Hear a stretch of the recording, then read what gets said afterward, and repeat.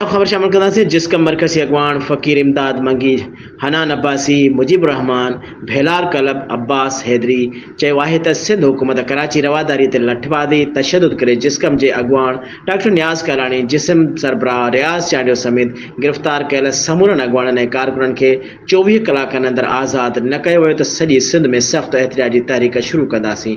सिंध हुकूमत पुरअमन मार्च खे रोकण लाइ क़ौम परस्तनि जे घरनि ते छापा हणी खेनि गिरफ़्तार करण ऐं रवादारी मार्च में शामिल औरतुनि तोड़े मर्दनि ते तशद्दुद करे संदन खे गिरफ़्तार करण मथां किथां जो इंसानियत जी आहे।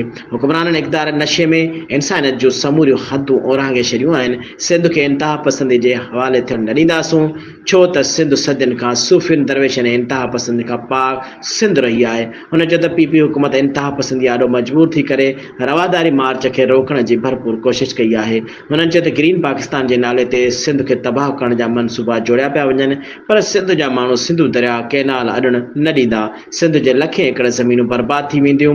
हुननि चयो त पीपीए वारनि इक़्तिदार एवज़ सिंध जो सौदो करे चुकी आहे, पर सिंध जा गैरतमंद सिंध सुकाइण वारनि समूरनि मनसूबनि खे रद्द करे चुका आहिनि। हुननि चयो त जेतिरी पुलिस कराची रवादारी मार्च में पुरअमन माण्हुनि खे गिरफ़्तार करण लाइ बीहारी वई हुई, उहा पुलिस सिंध बदअमनी वारनि सिलनि में ऑपरेशन लाइ मोकिली वञे हा त सिंध में अमन थी वञे हा।